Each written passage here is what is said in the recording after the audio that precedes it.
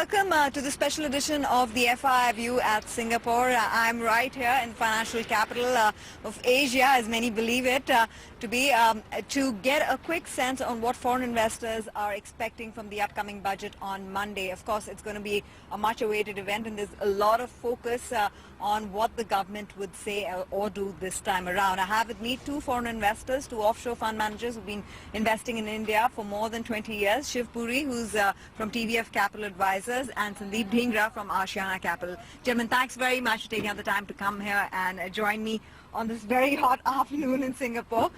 And the burning subject is the budget. Well, I mean, start off with your expectations.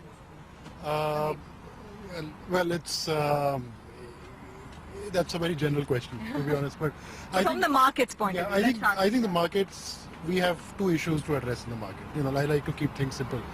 One is the banks. What happens to the Indian banks? When do they become investable? Right? And what the budget should hopefully help us is, is the government behind the banks? Is the capitalization enough? Is there any strategic thinking behind the way they'll recapitalize the banks? Bank holding company or bank mergers or what have you. I mean, some sort of direction on the banks is important for the market. The second issue in the market is really lack of earnings and lack of growth. And when you talk about earnings, it divided into two parts. There's capex and there's consumption. On the capex side, the private sector has really not been investing, as we all know. So I mean, can we do X, Y, Z crores for this sector and this much for the other sector and some more tangible action? Okay. On the consumption side, of course, we need. There's a lot of talk about, the pay commission and other things. Right. The rural India is under stress. So sure. How do we address that issue? So I think these are the three key issues which we would look forward to seeing some resolution in the budget. Okay, what about you, Shiv? What is it that you're expecting from a market standpoint? Yeah, I think I'd echo the similar sort of views. On the first issue, on the banking side, I think it's going to require a little more than just the government saying we're going to infuse X billion into the state-run banks. I think there's situations now where they're going to have to come up with a little bit more of a systematic plan as to how these institutions are going to be run. What is the role of private investors in some of these banks going forward? So I think now the stage is reached for them to come up with something a little more comprehensive on that front. On the second aspect I'd say it is still important for them to sort of keep fiscal discipline. However, I think the debate on whether it's 3.5 or 3.9 should not be the material subject. It should be on what is that extra money being spent for. Is it being spent for capital expenditure, or is it being spent for rural development? I think those things are important rather than if it's just an expense overrun. And I think the third thing is really on the reform side. I mean, what is the outlook over there? Are we going to see something happen on the GST front? Because like Sandeep said, I mean, this is a balance sheet recession. The private sector is not investing. Capital expenditure is not happening. But that's not an India-centric problem.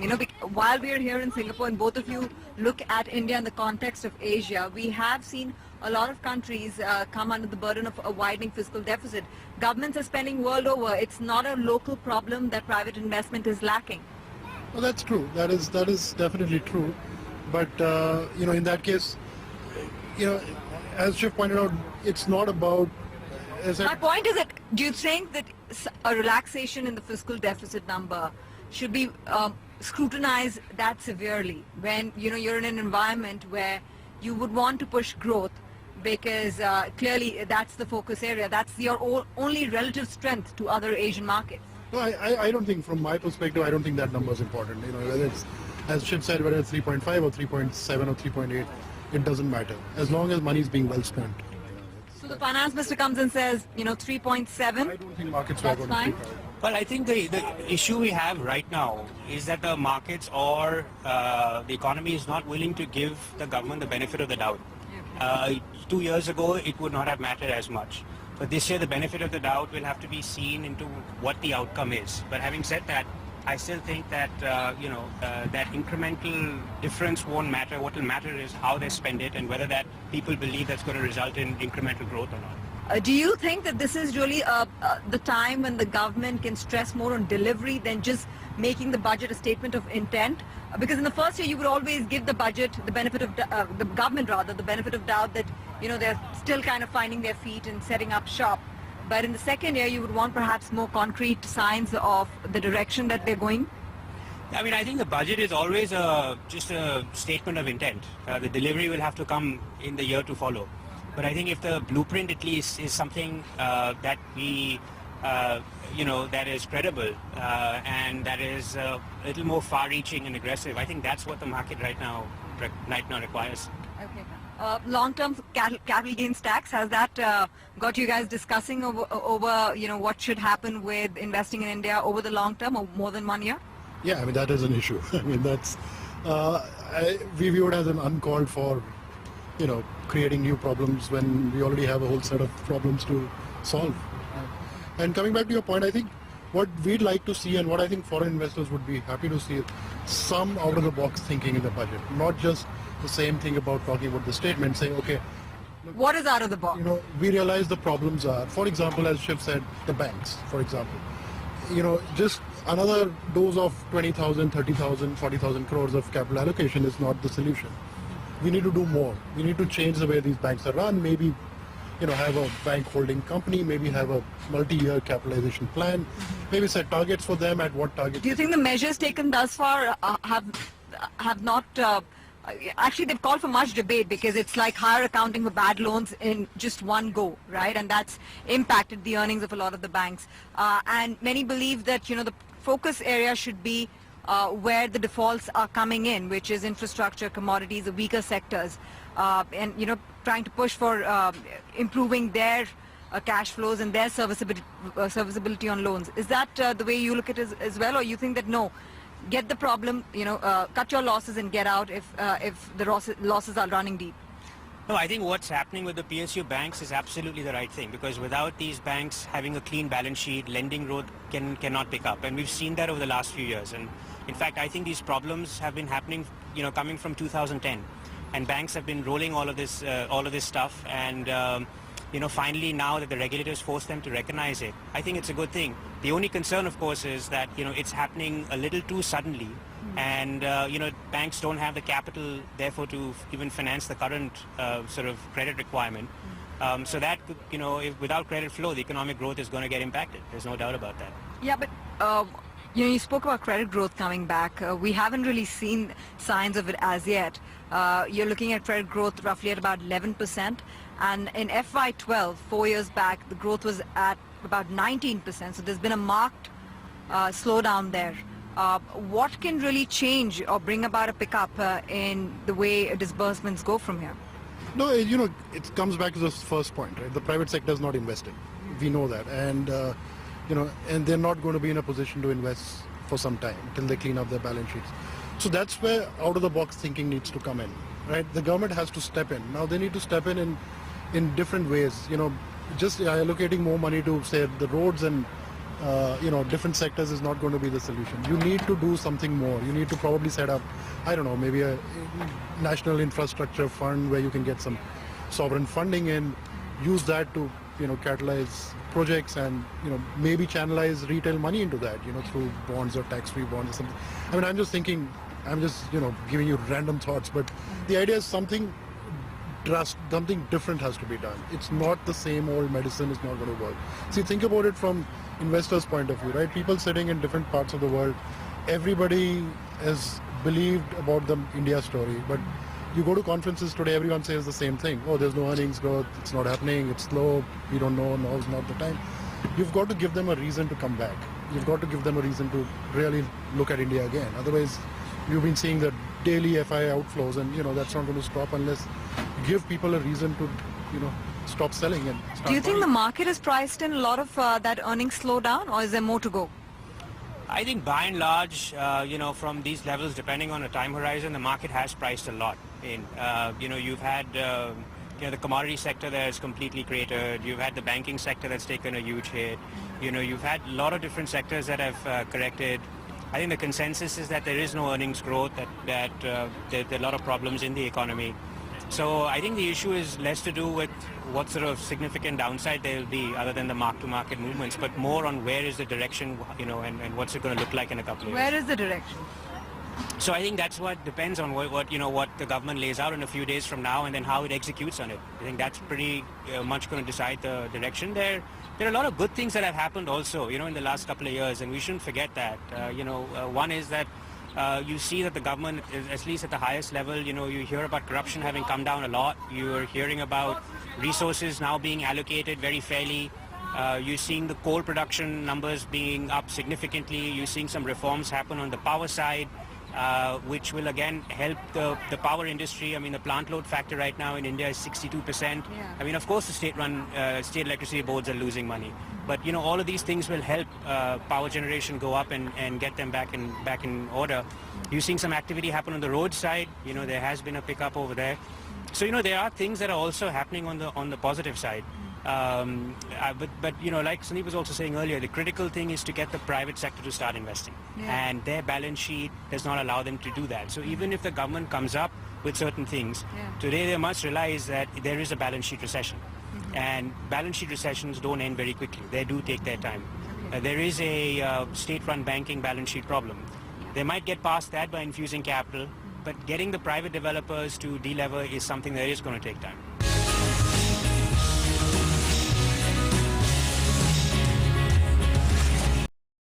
GST, bankruptcy code, the land bill. While a lot is awaited from the budget in terms of, like you said, the statement of intent and the direction of delivery, do you think that there's been disappointment on that front because we are back to the pre-Modi era in terms of market levels? Yeah, I think on the reforms that you mentioned, those are the three critical ones. I think the land reform has still been circumvented in some ways because now it's become a lot more of a state issue.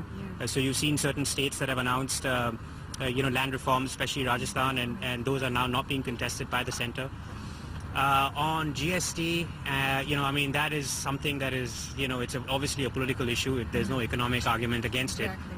So yes. But are you disappointed that it's taken this long? I think everybody is. I don't think it's only just investors or anyone else. Everybody is disappointed it hasn't happened. Absolutely. Yeah, no, I think it's disappointing. I think it's important for them to show a few banner reforms that things are moving ahead. People appreciate these things take time to, flow through into numbers and into growth, so to speak. But it's a statement of intent and it's a direction which matters. Would the GST clearance have brought about more money into India, do you think? Absolutely, without a doubt. So that's holding back. It's such an easy sort of growth that you can add to the current number because it's real, and I think it also conveys intent translating into execution, which would have given the confidence. So yes, absolutely would have been beneficial. What about generally the markets? Now we've spoken about what this budget would mean in terms of the direction of the economy and its influence on the markets, but the markets have come off, like I said, pre-Modi era, and we are pretty much trading at 14 times one-year forward earnings. Historically, as I was just discussing with Sandeep, that the buy range for India is about 12 times to 14 times. So do you think that this is becoming a compelling point to buy India, especially for incremental allocations? Yeah, I'd say that absolutely. But the important thing to realize there is to look at where operating margins are, because operating margins in a business cycle, in an economy, always mean revert. Mm-hmm. And today you see operating margins at about 30% below their long-term average. Mm-hmm. If you recall, in 2007, operating margins for corporate India were about 25% higher than their long-term average, and the multiple had gone up to 25 times forward earnings. So now your environment... But there's a reason for that, right? I mean, most of the operating margin expansion that's come by has really been about managing costs, and because a lot of commodity prices have gone down, so it's not so much, operating margins are not really benefiting so much from revenue expansion. Revenues have remained flat. Yeah, I'd say most of the operating margin benefit hasn't even come in yet. Because a lot of it is the utilization levels are low. And so as you point out, revenue, the top line has to start coming back. Also, the benefits of lower commodity prices have, I don't think the full benefit has hit most manufacturing companies in India. So, for me, if I look at it, that is the cushion. There's a buffer even in the multiple, because cyclically adjusted earnings are, maybe 25 or 30% lower than where they have been. For fund managers, isn't this market about relative returns and more than, just a solo country and its absolute performance? Because, I mean, if you look at growth, there is growth in India, which is clearly lagging in other markets. Yeah. It's the fastest growing economy as far as the World Bank. Yeah, I mean, look, China's been a fast growing market. It's not been easy to make money there in the last 8-10 years. So So economic growth and market returns But are it's not that accessible as well. So it has issues of its own. Yeah, I mean, not that correct. But, if I look at recently how different markets are trading, one of the areas which we were less excited about last year, like, ASEAN markets, they are beginning to do much better. And, like Indonesia had this whole issue about, can Jokowi deliver or not deliver, like the Modi kind of premium. And it disappointed for a year, but it's coming back. Export growth and, with a resilient currency, some believe that we are losing out on market share in global trade. Do you think that could be a filler? Because if you look at overall growth, that's coming in at about 7.5%, but the earnings growth has, majorly lagged and underperformed like we discussed. So do you think that could be part of the solution? I think exports is going to be challenging for all countries, not only just India. You're sort of seeing the global trade, which had been growing for so many years, now start to go the other way, and I don't think that trend's fully done. So I think most foreign investors would look at India as less of an export story. They wouldn't really look at thinking about investing based on India becoming a manufacturing hub and exporting things for the world. It's largely a domestic economy. It still derives a lot of its growth from the domestic economy, and I think that's how it should position itself. So how do they look at the Make in India campaign then? I think it's a fantastic idea, but because longer term, India needs to become a manufacturing hub, because the large population, you have to employ people, and that's the way to go. But implementation is, it's too early to tell whether implementation is right or wrong. In India, IT, pharma, consumer names, continue to do well because that's where there's certainty of growth. Infrastructure, commodities, for very obvious reasons, have lagged. As fund managers, how have you managed your India portfolios thus far? No, I'd say, there are certain areas that continue to do well even in the current growth environment. So, one of them would be the financial services firms, but the private sector firms, whether it's in the private sector banks, whether it's the rural housing companies. I think there are certain themes that are pretty secular in their growth in India, regardless of where the growth's going to come out, and that still continues. I think, like you said, pharma is a very interesting area. It's been an interesting area for a while, and I don't think that these companies are done. I think the opportunity that they're addressing is fairly large. So there are certain areas that are still quite interesting. I think there are areas like consumables within the capital goods space is a very interesting area, because these are great businesses, usually dominated by... But is the time to buy cyclicals now?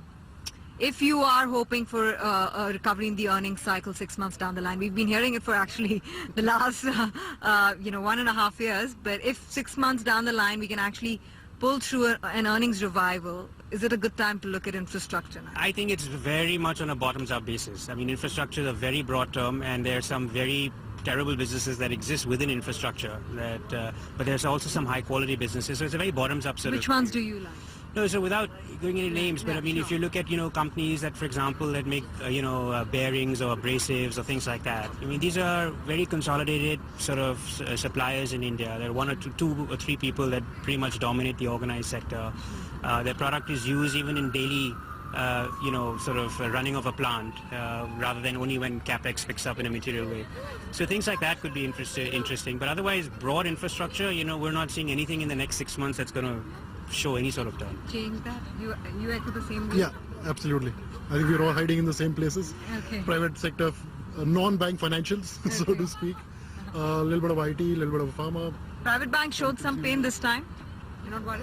Yes, I'm absolutely worried. That's why I said non-bank financials. Private banks, Shiv? So, I've... That was a bit of a question mark. Well, no, I think the numbers were absolutely fine. It's, recent volatility in the market that the stocks have corrected, but that's fine. I think we have to look at private banks in the context that they just have a tremendous amount of market share more to gain. The state-run banks are 70% still of credit. Mm-hmm. And I think if you look out over the next few years, the private sector banks are going to take market share and accelerate its pace. So despite credit growth being in the 10, 11, 12%, they will still grow their loan book in the high teens or 20%. And I think several of the private sector banks, not all, but several of them are, run by really smart entrepreneurs who understand risk and credit underwriting. And so it's important to be associated with them. All right, Sandeep and Shiv, as we wrap up this discussion, the one aspect that you'd be watching out, drilling it down to a very specific announcement in the budget that would make or change your sentiment negatively on India? Recapitalization of the state-run financial sector. What about you? I want one out-of-the-box thinking statement. Like the railway budget had one statement which was interesting, where the minister said, we cannot raise freight rates because we'll compete ourselves out.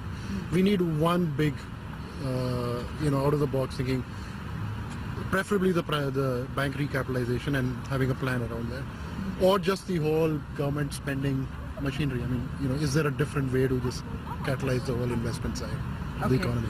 And do you think that once the budget event is out of the way, the markets would rally, stage a bit of a rebound, or? Depends on what you see in the budget. Do you think that is how much is riding on the budget? I think so. I really think so. Perception can meaningfully change? Absolutely. Look, if the budgets, if generally we get nothing out of it, which I'm hoping we will, market could have a lot more downside. How much more? I don't know. I mean, look, it's hard to put numbers to it, but 6,000, 6,500, I don't know. Do you also concur with that view, Shiv?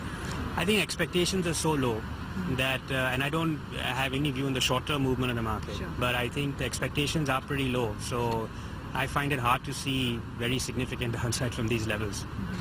But, just as a last question, you think that this budget is going to be a lot more keenly watched, even though there is not that much noise around it as there was around budget last year?